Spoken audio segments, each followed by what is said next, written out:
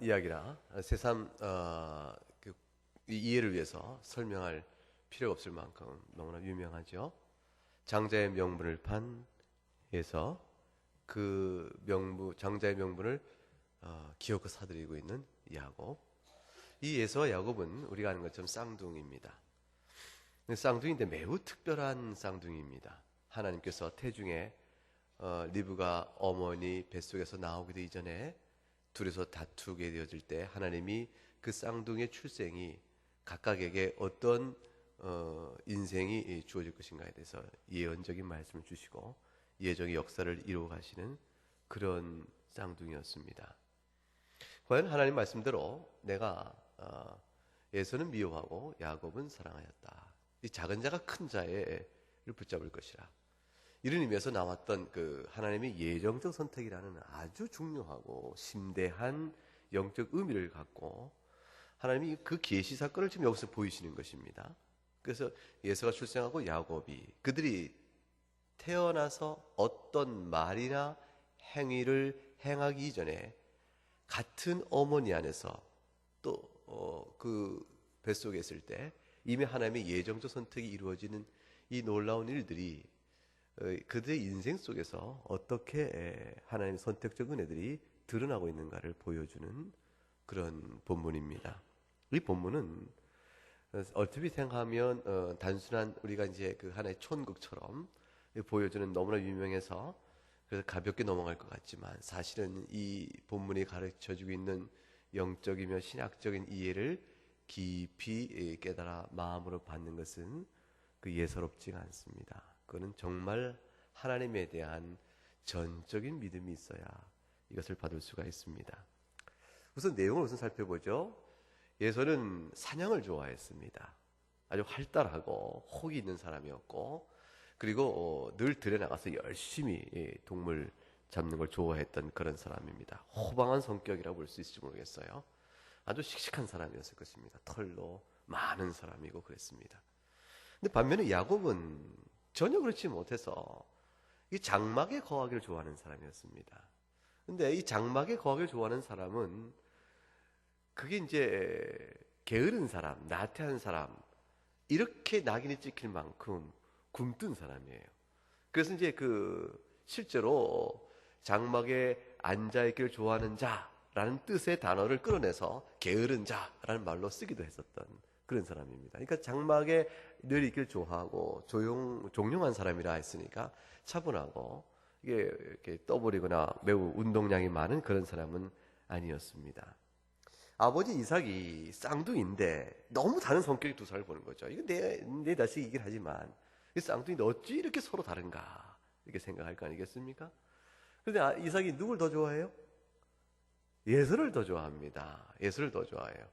그 왜 에서를 더 좋아했는가? 그 이유가 성경에 뭐라고 나와 있습니까? 에서가 사냥하여 고기를 갖다 줬기 때문이다. 그래서 에서가 사냥해온 음식을 즐겨 먹기 때문에 에서를 더 좋아했다. 무슨 말을 해도 씩씩하고 아니요가 분명하고 선이 굵고 활동이 많아서 또 이렇게 보기 좋아지는지 모르겠고 이 광야 같은 인생 속에 에서 같은 성격이라야 성공적인 인생을 살 것 같아서 그럴지도 모르겠어요. 그건 잘 모르겠지만 그러나 이삭도 우리가 볼 때는 이렇게 활발한 사람 같지는 않거든요. 그러나 어쨌건 이삭은 성경에 에서를 더 좋아한 이유에 대해서 에서가 사냥을 음식을 즐겨함으로 에서를 더 좋아했다 이렇게 되어 있습니다. 성경은 다른 이유를 밝혀놓고 있지 않습니다. 근데 리브가는 누굴 더 좋아했습니까? 야곱을 더 좋아했습니다. 리브가 왜 야곱을 더 좋아했을까? 그건 야곱이 조용한 성품이니까 또 장막에 잘 거하길 좋아했으니까 아무래도 어머니와 같이 있는 시간이 많아서 어머니 일도 도와드리고 엄마랑 이런 얘기 저런 얘기도 하고 이렇게 마음 따뜻한 딸처럼 그렇게 행동했기 때문에 그랬을까? 그건 모르겠어요. 근데 성경에 그 얘기는 없습니다. 성경에 그 얘기는 없는데 리브가가 에서와 야곱 자기 태중에 있는 쌍둥이에 관하여 하나님 하신 말씀을 깊이 마음에 두었다 이렇게 되어 있습니다. 깊이 그걸 마음에 두었다 이렇게 되었으므로 리브가는 적어도 자기 태를 놓은 에서와 야곱에 관하여 하나님이 이 두 아이와 관해서 주신 영적 의미가 무엇인가를 잘 새기고 있는 사람이라고 볼 수가 있어요. 그런데 리브가가 작은 자가 큰 자, 큰 자가 작은 자를 섬기게 될 것이라. 이렇게 말했던 하나님이 이 두 아이에 관하여 작정하신 뜻이 무엇인가를 잘 마음에 새겼더라면, 그렇다면 리브가가 야곱을 특별히 관심을 두고 눈여겨보듯이 이삭 또한 그래야 마땅한 것이죠.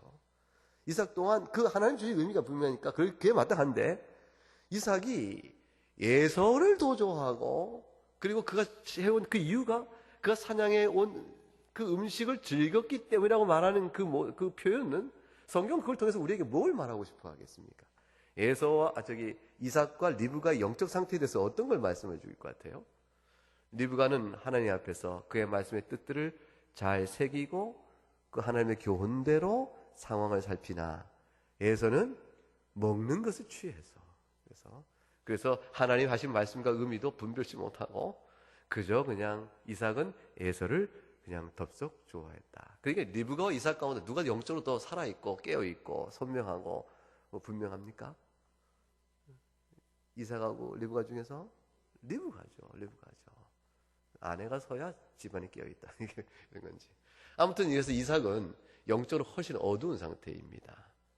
그래서 별미 음식, 사냥한 고기 음식에 취해서 하나님이 도대체 자신에게 준 두 아이들 가운데 통해서 이루고 하는 계시의 메시지, 또 자신이 나갈 바 하나님, 자기가 자신이 받았던 아브라함과의 언약의 그 축복의 내용이 어떻게 자기 아들들을 통하여 이루어질 것인가에 관한 계대적인 상속의 그 복에 대한 관심을 이삭은 명료히 갖지 못했다, 이렇게 볼 수가 있습니다. 통상적으로 장자가 상속을 하지요. 그리고 또 에서가 마음에 들지요. 그러니까 이삭에게는 심중이 자꾸 에서한테 갈 수가 있습니다.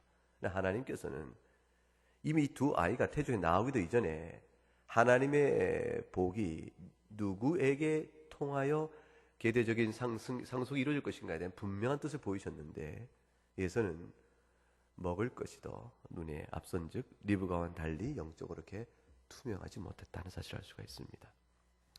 사건은 이렇습니다. 우리가 다 아는 것처럼 에서가 사냥하다가 지쳐서 돌아왔는데 야곱이 그때 죽을 쓰고 있었죠. 죽은 이제 무슨 죽일까? 그 사람들이 당시에 먹었던 죽을 이제 더듬어 보면은 여러 가지 일들이 있는데, 붉은 콩을 푹 삶고 거기 보리도 섞고 또 향료도 섞고 해서 끓인 그 색깔이 붉게 나는 그런 죽일 것이다, 이렇게 생각을 합니다. 그 붉은 죽을 달라고 하자 당연히 달라고 하겠죠. 배고프니까. 야곱이 거기서 이제 꾀를 부립니다.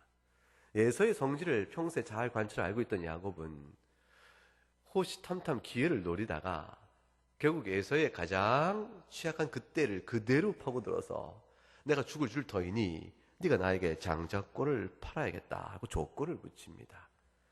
그 조건을 붙일 때에 예서가 한 말이 있어요. 내가 이렇게 죽게 될 판인데 그까지 장자꼴이 무슨 의미가 있겠냐, 가져가라. 그래서 그거를 팔고 그걸 준 거로 이렇게 이루어집니다. 그게 내용입니다. 훗날 예서가 이삭에게 축복을 받으려고 나중에 야곱이 변장을 하고 속여서 장자의 축복을 다 받은 뒤에 에서가 그 사실을 알고 부르르 떨고 나도 축복을 받으려고 통곡하며 아버지에게 달려갔으나 아버지가 더 이상 너에게 줄 복이 없다라고 말씀하죠. 이삭이 그렇게 얘기해요.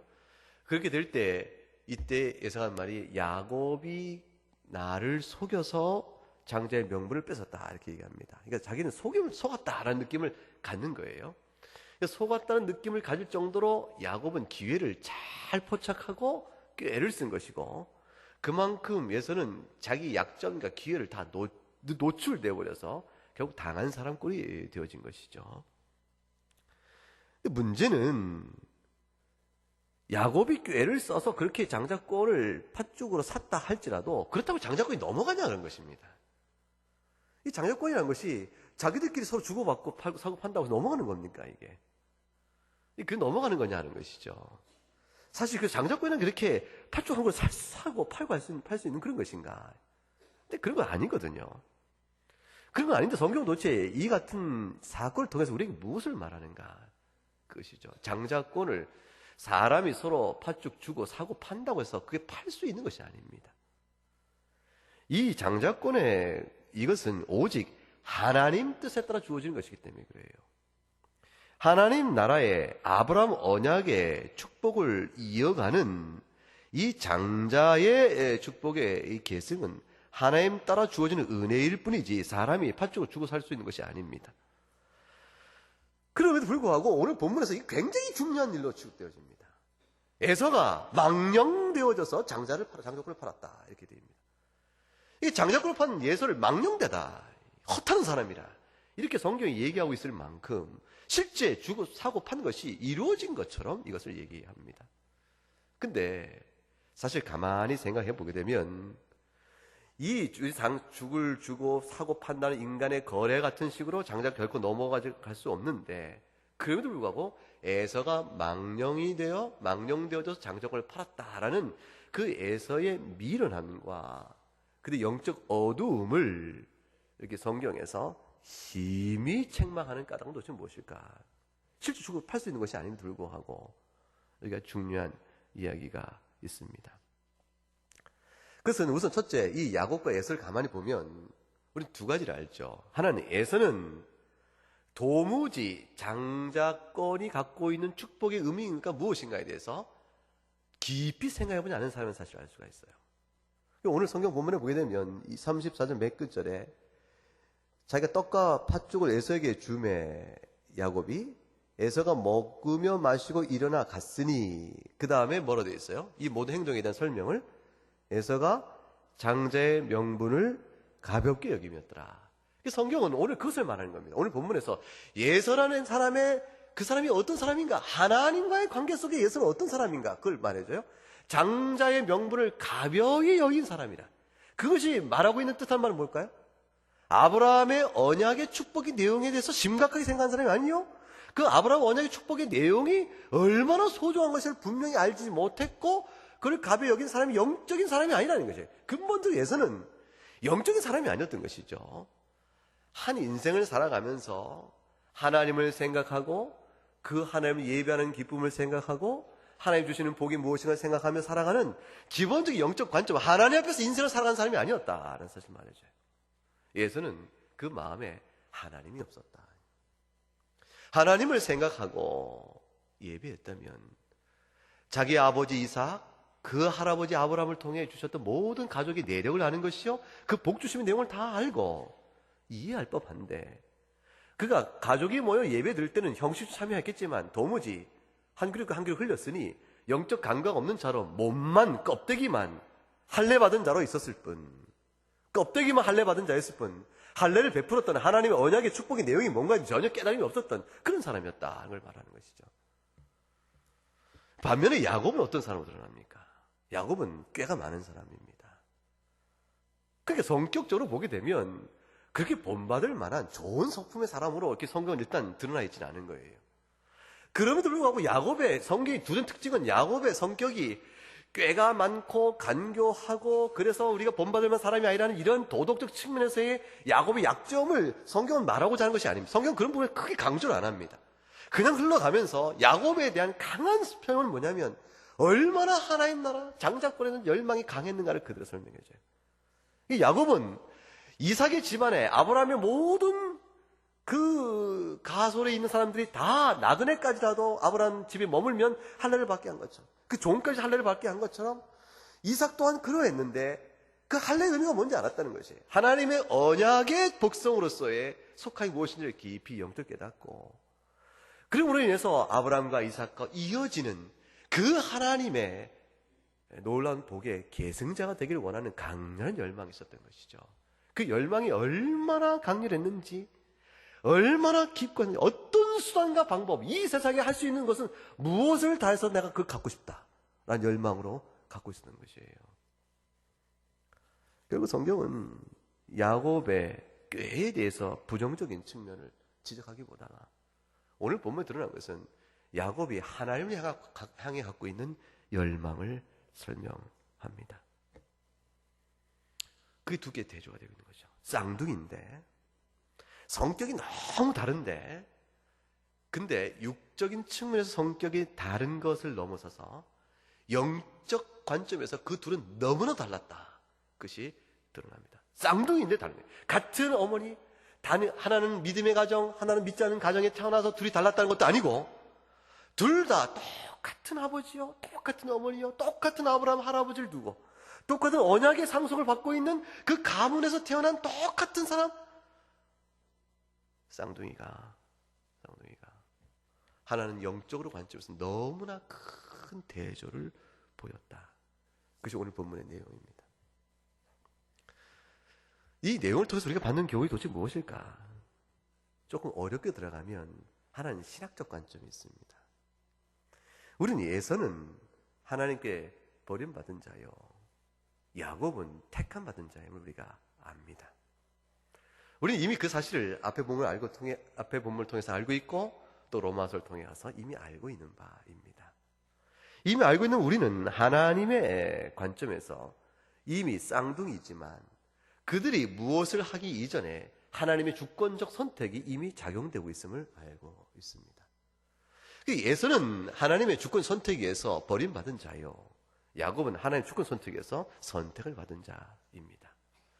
자, 하나님의 주권 선택이 우리가 알지 못하는 하나님의 신비하고 깊은 뜻 가운데 그것이 이루어졌을 때 그 일들이 이 세상에 그와 같은 선택에 따라 어떠한 모습으로 이 세상의 인생이 달라질까?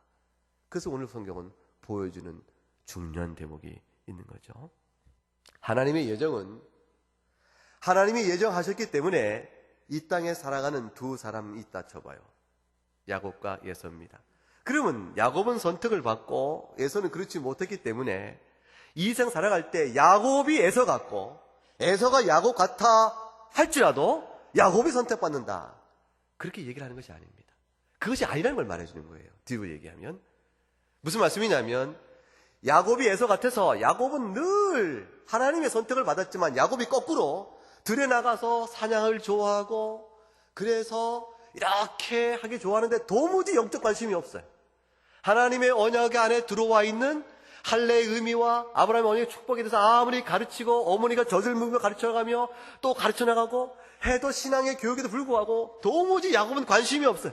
그 말씀의 뜻이 무엇인지, 그리스도의 십자가의 죽으심과 부활이 무엇인지 아무리 말해줘도 그냥 앉아있을 뿐 귀로 듣고 심령에 열매가 맺지 못하는 거예요. 하나님의 말씀이 깨달아라 열매 맺지 못하는 상태로 그냥 살면서 그렇게 야곱이 에서같이 살았다. 또 반대로 에서는 하나님의 말씀을 잘 새기고 심령에 그 말씀이 싹이나 깨달아서 열매를 맺는 사람처럼 살았다. 그럼에도 불구하고 야곱은 선택을 받고 하나님의 비밀이잖아요. 하나님의 비밀한 뜻 가운데 그럼에도 불구하고 에서는 하나님이 버림을 했기 때문에 신앙의 말씀을 듣고 깨닫고자 했던 에서는, 그렇게 하나님의 예비했던 에서는 버림을 받고, 그러나 영적 관심이 조금도 없었던 야곱은 그럼에도 불구하고 하나님 선택했기 때문에 구원을 받는다. 이런 일이 도무지 있을 수 없다. 오늘 보면 그걸 얘기하는 겁니다. 하나님의 예정은 선택한 사람은 믿음의 반응을 통해서 그 하나님의 예정적 선택의 열매를 신앙 가운데 드러내도 하나님이 일하시고, 하나님이 택하신 자는 야곱 같은 것이고, 그리고 반대로 하나님이 택하지 않은 자는 에서 같은 영적 어두움 속에 있게 되는 것이다. 그 반응 자체가 그런 것입니다. 똑같은 말씀을 들어도, 하나님의 말씀을 똑같이 들어도 에서 같은 일은 그가 버림받은 자요, 똑같은 말씀을 들었을 때 야곱 같은 일은 하나님의 구원을 받은 자인 것입니다. 하나님의 예정적 선택은 기계적으로 이루어진 것이 아니고 우리 안에 인격적 반응을 통하여, 그 경과를 통하여 이루어져 가십니다. 하나님의 예정은 그런 믿음의 인격적 반응을 통해서 이루어 가십니다. 그래서 하나님이 택하신 사람은요, 이 세상에서 복음을 들으면 그 복음이 언제 듣게 되든지, 몇 번을 들어야 깨닫든지, 몇 년을 걸려야 되든지 관계없이 하나님이 택한 사람은 언젠가라도 반드시 그 심령이 확 깨지면서 복음 앞에 엎드릴 일이 반드시 있게 되어지고, 눈물의 회개가 있게 되어지고, 그래서 영접하는 일이 있게 되어지고, 그러므로 주를 영접함으로 구원을 얻게 하는 일이 이루어진다는 것입니다. 하나님의 예정은 그렇게, 선택은 그렇게 이루어져 갑니다. 그러므로 하나님이 선택하였은즉 냅둬라. 나는 그대로 구원을 받는다. 복음에 무관심하고 복음에 저항하고 신앙에 대한 모든 교훈에 귀 막아버리고 나태함을 방만하며 세상적으로 평생 살다가도 하나님이 택하였으면 구원을 받을 것이라는 숙명론적이며 운명론적이며 기계론적인 구원과는 하나님의 예정론과는 전혀 맞는 것이 아닙니다. 그럼 결국 이것은 무엇을 의미합니까? 거꾸로 얘기할 수 있는 거죠. 거꾸로 우리가 내 안에서 주를 고백하고 하나님 나라를 사모하고 구원을 열망하며 하나님께 나갈 기뻐하면 그렇게 구하고자 하는 자는 이미 하나님의 예정 선택의 실현의 과정의 한 측면을 보이고 있는 것으로 이해해도 된다는 것입니다. 그러므로 나는 열렬히 하나님을 사모하고 열렬히 주를 위해서 섬기고 하나님의 말씀을 열심히 찾고 읽고 하나님의 영적 부여를 누리기 위해서 애를 썼는데 마지막 날 하나님이 알고 보니까 나의 모든 신앙을 향한 열심과 하나님을 사랑하는 열망과 나의 그 모든 나만 짝사랑했을 뿐 알고 보니까 그날에 가니까 하나님이 너는 아닌데 이렇게 말하는 경우가 있다 없다? 그런 일이 없다는 것입니다. 우리가 하나님 향한 사랑은요 하나님 먼저 부은 사랑 때문에 주시는 사랑입니다. 하나님께서 우리를 은혜로 선택하여 우리를 부르셨기 때문에 내 안에서 나는 하나님을 사랑하고 있는 것이. 그렇기 때문에 하나님 나를 과연 선택하셨는지, 나를 은혜로 부르셨는지, 하나님도 나를 사랑하신지, 이 모든 하나님의 저 비밀의 커튼, 지성소 저 안에 있는 하나님의 영원한 작정의 그 놀라운 비밀들을 내가 미리 알지 못했으니 어쩔까 싶은 두려움은 전혀 필요가 없는 거예요. 하나님을 향한 오늘의 내 열망은 확실한 게 하나 있죠. 내가 주를 향한 내가 가진 열심, 하나님의 복음을 향한 뜨거운 감사, 이 내 모든 영적인 모든 반응과 이 움직임, 활동성은 전부 하나님 나를 먼저 사랑했기 때문에 내 안에 역사하고 있는 열매들입니다. 그때 이것이 바로 예정되어진 하나님의 선택에 대한 귀한 감사를 고백하게 되어지는 것이에요.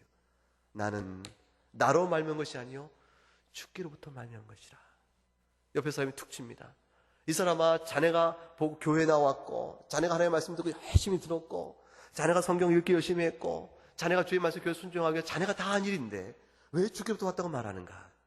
그때 그 사람이 고백하는 게 있죠. 내가 하나님 앞에 나의 게으름을 회개하고 내가 하나님을 사랑하지 못했던 모든 허물을 주 앞에 내어놓고 회개를 내가 내 입술로 하고 내가 눈물 흘렸고 내 마음에 회개했던 생각을 갖고 내 의지로 주 앞에 나 엎드려 기도하는 건 사실이네. 그러니까 그 모든 인격적 경로는 사실은 내가 하기 이전에 하나님 나를 사랑하여 부어준 은혜가 있어 그것이 된 것이네.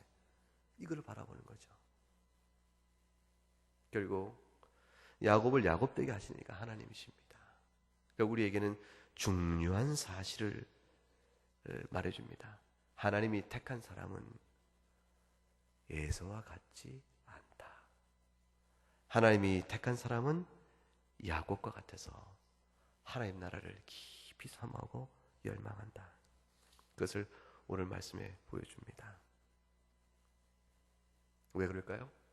하나님의 그 사랑이 그를 야곱되게 만들어가는 겁니다. 하나님의 택한 백성을 야곱되게 만드세요. 우리가 받는 교훈은 뭡니까?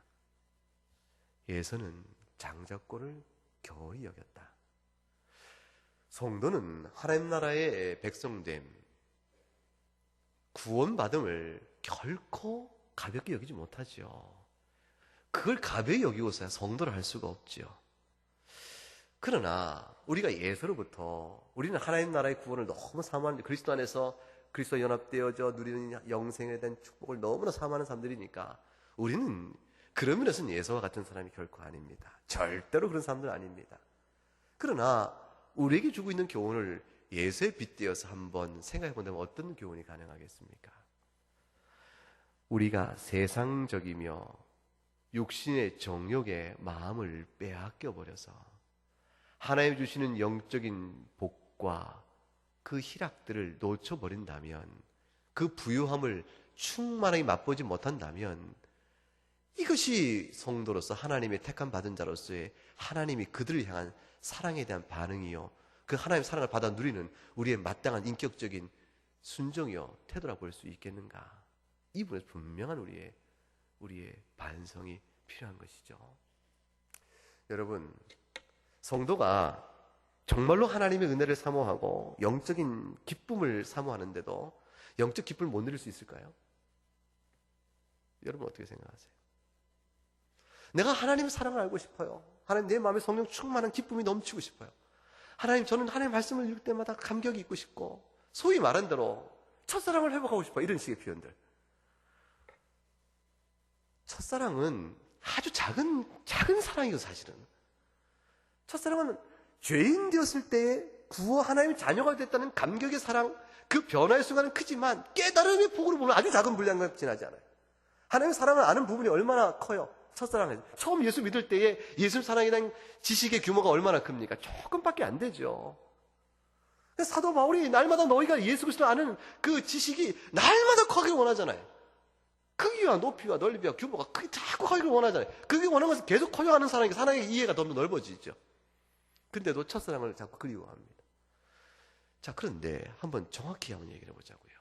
우리가 하나님의 사랑을 더욱더 깊이 알아가고 성령의 충만한 은혜의 기쁨에 젖어 살기를 원하고 진실로 그것을 간절히 원하고 구하면 그래도 불구하고 그걸 못 누려서 신앙생활이 길어지고 10년, 20년, 30년 가게 되면 예전에 가졌던 사랑의 뜨거운 열망을 도무지 회복할 수 없을 만큼 그렇게 우리가 식어지고 무뎌지는 걸까요?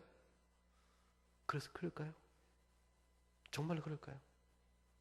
성경은 분명히 아니라고 얘기합니다. 성경은 그리스도 알아가는 지식과 사랑을 점점점 풍성하게 알아가길 원하느라고 축복하고 있고요. 사도 바울 자체가 그리스도의 사랑에 대한 감격이 날로 넘쳐가는 사람으로 살았습니다. 우리가 신앙생활이 하루 더해갈수록 육신은 쇠해가지만 내 영적 속사람은 날로 강건케 되어가지 못하는 까닭이 뭘까요? 육신이 쇠해가는 것만큼 속사람이 같이 무너져가는 까닭이 도대체 뭐냐 말이죠. 그 이유가 도대체 뭡니까? 다 된 신앙. 하나님 나 구원은 이미 받은 신앙. 이미 다 이뤘다. 이만큼 했으면 됐다. 자기 안에 자기가 내놓은 만족의 수준이죠.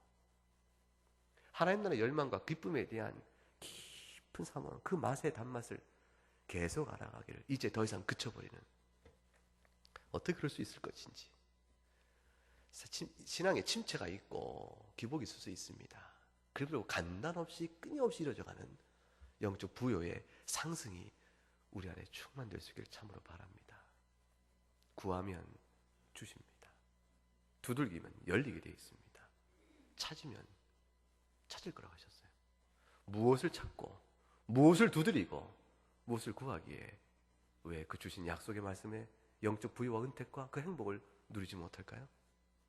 그 은혜의 단맛을 왜 못 누릴까?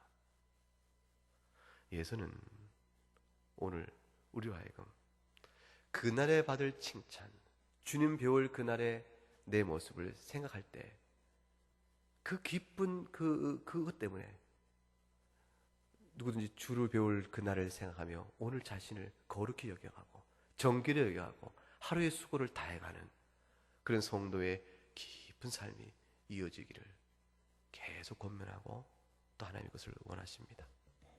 예수는 우리에게 오늘 그런 부분에 있어서 교훈을 준다 생각할 수 있습니다.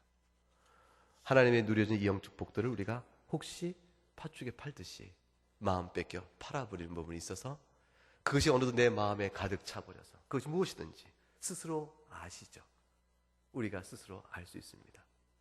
자기 문제는 자기니까 그것에 팔아넘겨서 그걸 놓치고 있지 않은가. 야곱은 반대를 보여줍니다. 야곱은 결코 훌륭한 인격의 사람이 아닙니다. 적어도 지금 그래요. 야곱이 나중에 바로 앞에 서서 자기 인생을 돌아보면서 내 인생이 참으로 험악한 세월을 보냈다라고 말한 그 인생의 회고를 보게 되면 자기 성격에 비좁은 인생살이에요. 그런 일들이 있고 하나님이 또 다루어 가시는 일들이 많죠. 얼마나 하나님이 야곱의 인생을 험하게 다루어 가십니까? 참 자식까지 다 죽었다. 그 끝내 사랑했던 자식이다. 짐승에 물려 죽었다. 이렇게 되는 말을 듣고 그 사실을 믿어했던 자식한테 속임을 받았던 그런 세월도 생각해보면 그 세월이 결코 쉬운 세월이 아니죠. 사랑한 이를 만나기 위해서는 종사를 배나 더 했던 야곱이었고 딸은 수행을 당해 죽고 뭐 말할 수 없는 험악한 세월들을 보냅니다. 하나님이 그 인생을 다 다뤄 가셨어요. 그러나 야곱에게 일관된 하나의 빛같이 빛나는 한 줄기가 있죠. 하나님 나라에 대한 강한 열망입니다. 그 열망 때문에 야곱은 끝내 자기 유고를 이 땅에 묻지 말고 가나안 땅에 묻으라고 엄히 명한 거예요. 엄히 명한 것이죠. 하나님 나라 외엔 다른 소망이 없기 때문입니다. 성도됨을 드러나게 하는 결정적 요소는 주를 향한 열망입니다. 야곱은 인격적으로 우리보다 못할 수도 있습니다. 가진 것, 그의 뛰어남, 그의 그 덕스러움은 우리보다 못할 수 있습니다. 그러나 그 열망이 그렇게 강렬하니 결국은 아브라함과 이삭과 야곱의 하나님, 족장사를 이어가는 우뚝 선 이스라엘의 아비로 자리를 서게 되었습니다. 히브리서 12장 14, 16절에 특히 16절에 보게 되면 음행하는 자와 혹 한 그릇 음식을 위하여 장자의 명분을 판 에서와 같이 망령된 자가 없도록 살피라. 교중에 그런 사람이 없도록 살피라. 그런 사람들은 거룩함과 교중의 화평함을 좇지 않는 사람들이라 이렇게 되어 있습니다. 오늘 이 본문의 말씀을 통해서 우리는 하나님의 선택적 예정이 우리가 살아가는 신앙생활 가운데 어떻게 드러나는가를 우리는 알게 되어지면서 오면 하나님의 신비로 놔두면서 동시에 오늘 우리가 주 앞에 나가는 이 걸음을 이끄신 것이 내가 먼저 하나님을 사랑한 것이 아니요 하나님이 먼저 내 안에 사랑하여 이루어진 것이구나 깊이 감사하고 그리고 그 사랑을 입었은즉 이 사랑이 변할고 내 받는 분량이 적어 받지 못하는 사랑이지 하나님 내게 주신 사랑이 줄어들거나 늘어나거나 하시겠는가. 이전보다 더 큰 사랑을 부어주실 터인데 내 받는 분량은 어찌 줄어드는가. 한번 생각해 볼 때가 아닌가 생각합니다. 우리 한번 찬송 한번 같이 해요. 314장